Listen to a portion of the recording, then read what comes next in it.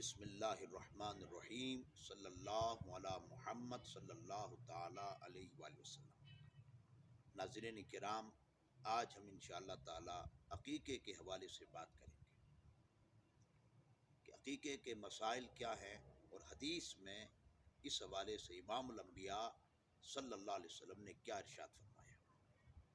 بخاری شریف کی حدیث ہے، آقا دو جہاں صلی اللہ علیہ وسلم نے ارشاد فرمایا کہ لڑکے کے ساتھ عقیقہ ہے، اس کی طرف سے خون بہاؤ اور اس سے اذیت دور کرو۔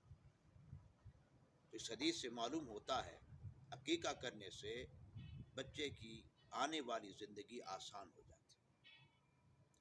ناظرین کرام، عقیقے کا شرعی معنی یہ ہے، عقیقہ کہتے اس چیز کو ہیں کہ بچے کی پیدائش پر شکرانے کے طور پر جو جانور ذبح کیا جاتا ہے اس سے عقیقہ کہا جاتا ہے۔ ناظرین کرام، بہتر یہ ہے کہ عقیقہ بچے کے پیدا ہونے کے 7ویں دن کیا جائے۔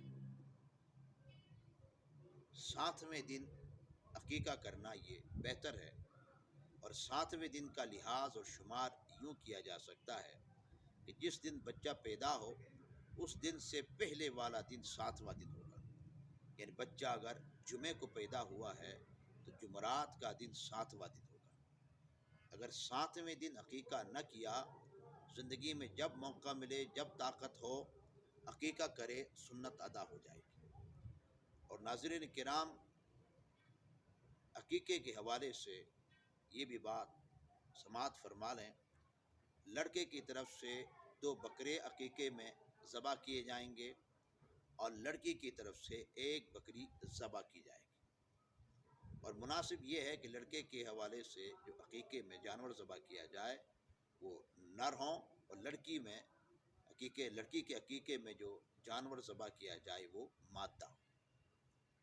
بہتر یہ ہے کہ بکرے کے ہوں، لڑکے کی طرف سے 2 اور لڑکی کی طرف سے 1 بکری ہو۔ اگر ایسا نہ ہو، لڑکے کی طرف سے بکری ہو، 1 بکری ہو، تب بھی عقیقہ ہو جائے گا، لیکن مناسب یہ ہے کہ لڑکے کے حوالے سے 2 بکرے ہوں، لڑکی کے حوالے سے 1 بکری ہو۔ اور اگر گائے ذبح کیا جائے تو لڑکے کے حوالے سے یہ ہے کہ اس کے عقیقے میں 2 حصے ہوں گے، اور لڑکی کے عقیقے میں 1 حصہ ہوگا۔ اور عقیقے کے گوشت کے حوالے سے پوچھا جاتا ہے کہ عقیقے کا گوشت کن لوگوں کو دیا جائے، کون لوگ کھا سکتے ہیں۔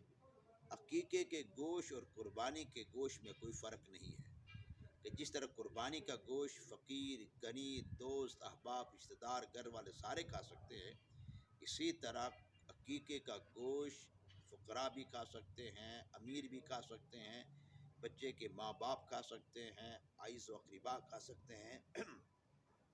اور عقیقے کے گوشت کو کچا بھی تقسیم کیا جا سکتا ہے، پکا کر بھی تقسیم کیا جا سکتا ہے۔ اور عقیقے کے جانور کی کھال کا بھی وہی حکم ہے کہ جو قربانی کے جانور کی کھال کا ہے، کہ اس سے اپنے استعمال میں لا سکتا ہے، یا کسی فقیر کو دے، یا کسی دینی ادارے کو دے، یا کسی مسجد کو دے، اللہ کی راہ میں خرچ کر دے۔ تو ناظرین کرام، یہ عقیقے کے بنیادی مسائل تھے۔ اللہ تعالی ہم سب کو دنیا و آخرت کی کامیابی عطا فرمائے۔